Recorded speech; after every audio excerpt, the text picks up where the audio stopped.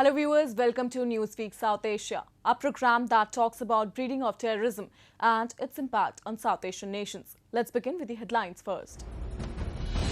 Indian security forces continue elimination of Pak-backed terrorists in Kashmir.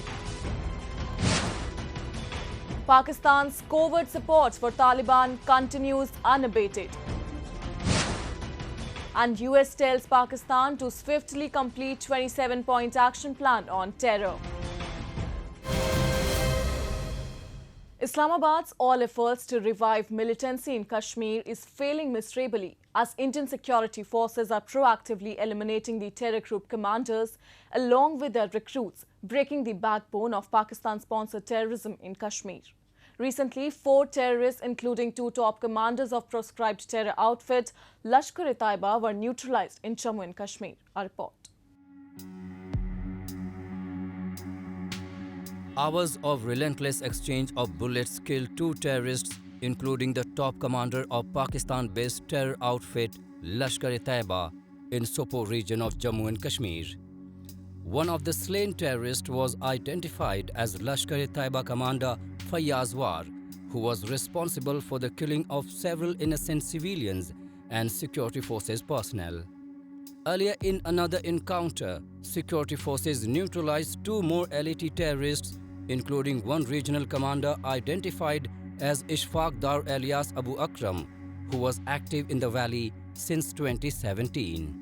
The encounter had started after a joint team of Jammu and Kashmir police and security forces launched a search operation on the basis of specific information about the presence of terrorists in the area. The forces also recovered incriminating materials, including arms and ammunition, from the encounter site. कल दोपहर में SSB Shopian को information मिला था कि लश्कर तैयबा का 2-3 militant छिपे हुए हैं।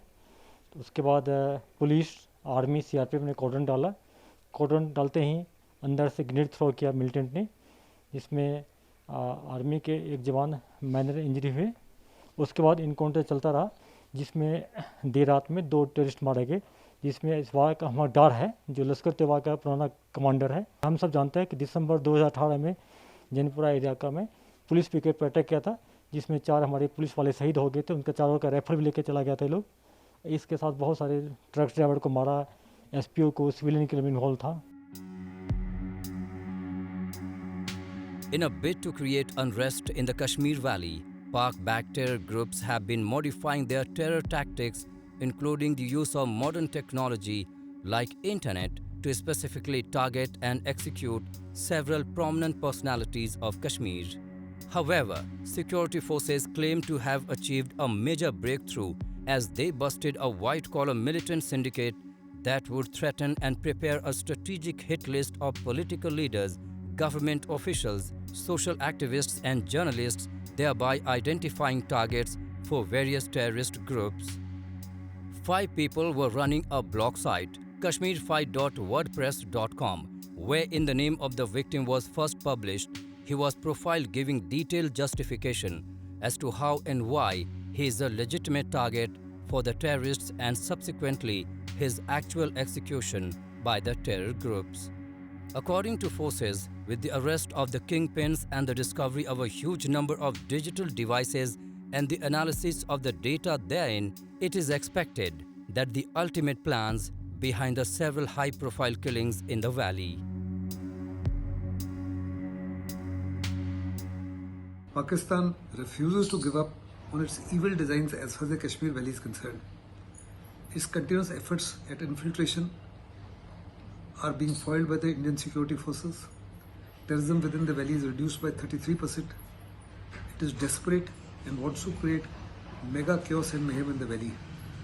Since it is not succeeding as far as terrorism is concerned, it has now adopted another policy.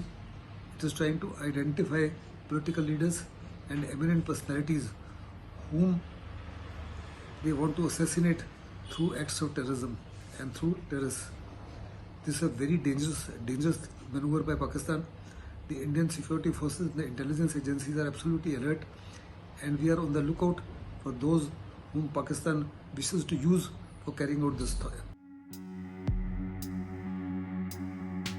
As Kashmir is heading towards more peace and prosperity, Pakistan, being envious of this development, is busy hatching wily plots to incite terrorism in the valley. They are now targeting innocent civilians without any protection. Terrorists belonging to Jaish-e-Mohammed group attacked the wife and daughter of a police constable in South Kashmir this week. Such attacks have witnessed a spike in last few months. Last month, terrorists shot dead a special police officer along with his wife and daughter in Pulwama district at his home. These terrorist attacks are meant not only to cause large-scale damage to life and property, but also to create an atmosphere of fear and terror among the people of Jammu and Kashmir.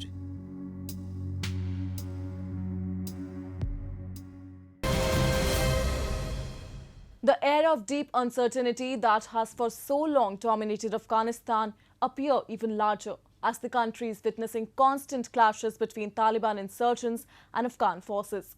The unsystematic withdrawal of US and NATO troops has only worked in the favor of the Taliban as they are making rapid territorial gains in Afghanistan. Meanwhile, Pakistan has been taking advantage of the current chaos and is openly supporting the Taliban to gain the stronghold and fight against the Afghan government. A report.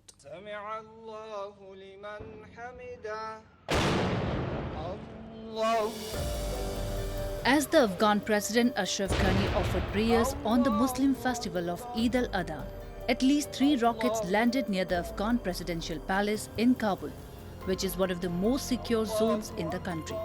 Reports suggest that Islamic State was behind the attack. That clearly indicates the growing stronghold of terror groups in the war-torn nation amid Taliban's military offensive against Afghan government.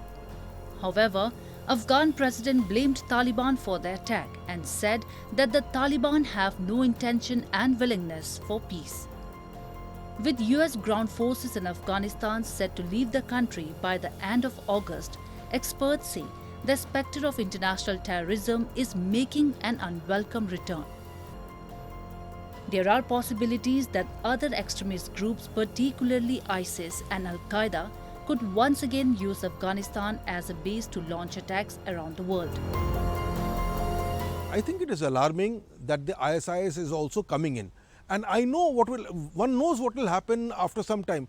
Because remember, there has been a tendency in the Western media, aided and abetted by Pakistan, to normalize the role of the Taliban.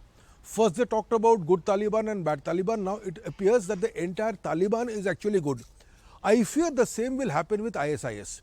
We will initially talk about good ISIS and bad ISIS, and after some time this entire ISIS ideology will be normalized and mainstreamed. I think that is something to be worried about. All this talk about the Taliban just walking into Kabul and taking over, I think is overestimating the Taliban's strength. Let us watch this space. So far, I think the Afghan government is putting up a very good fight. The security situation in Afghanistan is becoming worse by the day as US troops continue with their withdrawal. The Taliban have gained ground in several key towns and border crossings and now claim to control over 80% of the country. Fears are mounting that it is only a matter of time before the Taliban hoist their flag in Kabul, the capital of Afghanistan. Meanwhile, Pakistan has taken advantage of the chaos and has openly supported the Taliban to gain the stronghold and fight against the Afghan government. Afghan President Ashraf Ghani says that Pakistan has not severed its relationship with terror groups. Last week, Ghani lashed out at Pakistan Prime Minister Imran Khan and the military for aiding the Taliban. He said that more than 10,000 jihadi fighters have entered Afghanistan in the last month, while the Pakistan government had failed to convince the Taliban to participate seriously in the peace talks. Intelligence estimates indicate the influx of over 10,000 jihadi fighters from Pakistan and other places in the last month, as well as support from their affiliates in the transnational terrorist organization. There's a consensus among credible international observers that they've not taken any steps to sever their relationship with terrorist organizations. Contrary to the declarations of their political office that they will not attack cities and provincial centers. They are accelerating their attacks in attempting to starve the city. Contrary to the repeated assurances by Prime Minister Khan and his generals that Pakistan does not find a Taliban takeover in Afghanistan in Pakistan's interest, and short of use of force, will use its power to influence to make the Taliban negotiate seriously. Networks and organizations supporting the Taliban are openly celebrating the destruction of the assets and capabilities of the Afghan people and state. Earlier this month, the ISI-backed Taliban took control of border crossings in Afghanistan, including Speen Boldak near Kandahar, which is a major port of entry between Afghanistan and Pakistan. Afghan army tried to regain the territory. However, Amrullah Saleh, the vice president of Afghanistan, alleged that the Pakistan Air Force stopped Afghan forces and provided close air support to the Taliban. Several videos and pictures of Taliban supporters roaming and waving flags in Pakistan's Quetta surfacing over social media clearly expose Pakistan. Reports suggest that Quetta Shura, that is the Taliban's leadership council, still operates from Balochistan's capital, Quetta. The Western world has chosen deliberately to turn a blind eye to whatever Pakistan is doing. I mean, where are the Taliban leaders? The big Taliban leaders are not to be seen in Afghanistan. They are either seen in Qatar or they are seen in Pakistan. So for Pakistan to say that they are not arming and aiding Taliban is so false. The rest of the world knows it but chooses to ignore it. Secondly, I think a far more alarming development was the following, that when the Taliban were really under pressure getting pushed back, the Pakistan government sent a message to the Afghan government, as said by Vice President Amirullah Saleh, that if you keep on fighting like this, we will basically provide Taliban with air support. Now that is not just blatant support, it is Pakistani involvement in the Afghan war. Taliban have not even spared journalists covering the Afghan conflict. Taliban fighters killed an Indian journalist Danish Siddiqui on July 16, while covering a clash between Afghan security forces and Taliban insurgents near a border crossing with Pakistan. Although Taliban denied their role in his killing and even expressed regret over the death of Pulitzer Award-winning journalist, news reports suggest that Taliban not only shot Siddiqui but also disrespected and mutilated his body. With the rise of Taliban insurgents in the war-rigged country, the risk of such targeted killing of media persons has risen further.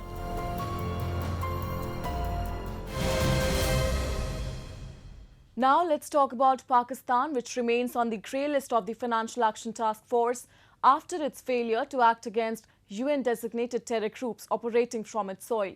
The United States has now told Pakistan to swiftly complete 27-point action plan on terror. The question arises as will Pakistan ever take action against these terror groups, which it has been using for its proxy war against its neighbours. We have a report. Pakistan remains a sanctuary for UN-designated terror groups. They include Lashkar-e-Taiba, Jaish-e-Mohammed, Al-Qaeda, the Haqqani Network and the Taliban. Despite remaining on FATF's grey list, Pakistan has failed to act against these dreaded terrorists and it continues to use them as proxies against neighboring Afghanistan and India. The United States has now urged Pakistan to continue working with FATF to swiftly complete its 27-point action plan by demonstrating that terrorism financing probes and prosecutions target terrorists and commanders of the UN-designated terror groups. At its virtual meeting in June, the Paris-based FATF retained Pakistan on its grey list for failing to check money laundering leading to terror financing. It asked Pakistan to investigate and prosecute Jaish-e-Mohammed chief Masood Azhar, Lashkar-e-Taiba founder Hafiz Saeed and others. We do recognize and we support Pakistan's continued efforts to satisfy those obligations. Pakistan has made significant progress on its first action plan, with 26 of 27 action items largely addressed. We encourage Pakistan to continue working with the FATF and the international community to swiftly complete the remaining action item by demonstrating that terrorism financing, investigations, and prosecutions target senior leaders and commanders of UN-designated groups. Sheltering terror groups not only led Pakistan to face massive economic loss, but its citizens and visitors are paying a huge price due to homegrown terrorism. Blasts and terror attacks are common in the country, resulting in severe damage to human life. Recently, 9 Chinese and 4 Pakistanis were killed in a deadly attack on a bus carrying Chinese engineers to an under-construction tunnel site at the Dasu hydropower project in Kohistan district of Khyber Pakhtunkhwa province. No terror group has yet claimed responsibility for the attack, but experts believe that Pakistan will pay a huge price by providing safe haven to dreaded terrorists on its soil. The way Pakistan has treated its minorities, the way they have persecuted them, it's obvious that a large number of groups have emerged which are targeting not only Pakistan Army, Pakistani establishment, and also the Pakistani nationals, as well as certain people like Chinese nationals who are coming there, whom they feel is inimical to the interest of Pakistan. Terror groups like TTP and other terror groups, certainly are going to target the Chinese as well. Despite serious consequences emerging with the rise of jihadi outfits, Pakistan continues to play a cat-and-mouse game with the international community on terror financing. Though Pakistan has put some restrictions on the public appearances of top leaders and commanders of terrorist groups, their operations remain intact. Experts believe that Pakistan takes one step forward to get relief from international pressure and 2 steps back once the pressure is off, and again a step forward when the pressure resumes. Violence always affects the life of innocent civilians, but it poses a massive threat to those from the minority community. A large number of Shia Muslims living in Afghanistan and Pakistan are worried about growing aggression after the withdrawal of US-led NATO forces. The Hazara Shia community, which has suffered discrimination, persecution and massacres because of their ethnicity, are apprehensive as the Taliban is gaining stronghold in Afghanistan. We have a report. This is the aftermath of a car bombing in Kabul. On 8th of May, at least 50 people died and more than 100 wounded in 3 explosions targeting girls outside a school in the Dashtebachi area of West Kabul, an area populated largely by the Shia Hazara community. The attack was not the first time that the Hazaras had been targeted by extremist outfits in Afghanistan. They have often been targeted by extremist groups, whether it's the Taliban or Islamic State. For the country's minority Hazaras, such attacks are grim reminders of the persecution they endured under the rule of mainly ethnic Pashtun and Sunni Taliban, which viewed Shiites as apostates. Now, the member of Shia and Hazara community are raising concerns with regard to the recent developments in Afghanistan after the withdrawal of foreign troops from the war-torn country.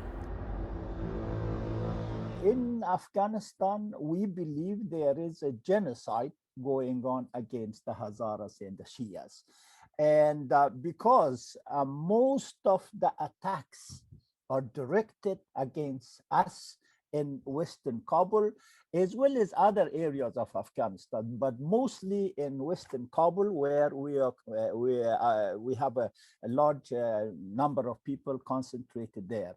Our schools, our hospitals, universities, courses, sports clubs, any gathering that they can find, they target. And the latest was about 2 months ago, where they targeted the girls' school, a high school, and more than 100 of our youngsters were dead. Throughout the 20th century, successive Pashtun-led regimes in Afghanistan targeted the Hazaras, the country's third largest ethnic group, making up about 20% of the population. They were massacred and tortured. Uprisings were viciously crushed. Their religious leaders were jailed, women were abducted. Most Hazara languished in poverty and humiliation, forced to take menial jobs. Their persecution particularly began during the reign of Amir Abdul Rahman, who ruled from 1880 to 1901 and sold and bought people from the Hazara community as slaves. The king or emir of those days, called Abdul Rahman Khan, he had to use religion in order to collect people to fight in Afghanistan. So he waged a holy war, so to speak, a jihad against the Shias. He took the fatwa of some of the Sunni religious leaders, and he declared a jihad against the Shias, and all the people from both sides of the line, Duran line, that later on became to be known. They went to Afghanistan and they plundered central part of Afghanistan. Much of what is nowadays Kandahar and Zabul and other provinces were Hazara territory. The situation in neighboring Pakistan is no different. This vulnerable minority group is facing threats from several extremist and terror outfits in Pakistan. According to Pakistan's National Commission of Human Rights, more than 2,000 Hazaras have been killed in Pakistan in the last 15 years. It is believed that Lashkar-e-Jhangvi is responsible for most of these killings. Though Pakistan's ISI has termed Lashkar-e-Jhangvi as one of the most virulent terrorist organizations, evidence still suggests that the state continues to support it. Most of the similar terror outfits are run by Sunni Muslim hardliners, and this is the reason why Pakistan government and the ISI try to avoid confrontation at all costs, and on many occasions they even support these groups. ये जो दहशतगर्दी है इसके पीछे वर्दी है, which means army is promoting terrorism. This has become the most common slogan in Pakistan among the Shias as well as the Baloch, Sindhis, Pashtun and people of Gilgit-Baltistan. This shows that people have a basic awareness and an understanding of the driving forces behind the large-scale killings of the civilians, especially the racial and religious minorities opposing Pakistan's strategic depth paradigm. In Pakistan, the relationship of military and the militants is supreme, and it comes at the cost of the security and well-being of people like Shias. This means that the law enforcers and the security personnel will not come to the rescue of Shias, Baloch or the Hazaras when militants attack to displace or eliminate them. Hazaras in Afghanistan have faced decades of abuse and state-sponsored discrimination, most recently under the Taliban regime between 1996 to 2001. The power vacuum that foreign forces leave behind in Afghanistan could claim the Hazaras among its first victims. And with that, we come to the end of this episode of Newsweek South Asia. We will be back next week with more news, views and analysis from the subcontinent. Meanwhile, do keep writing to us at nwsa@nin.com. This is Shreya Savijay signing off on the behalf of the entire production team of Newsweek South Asia. Goodbye and take care.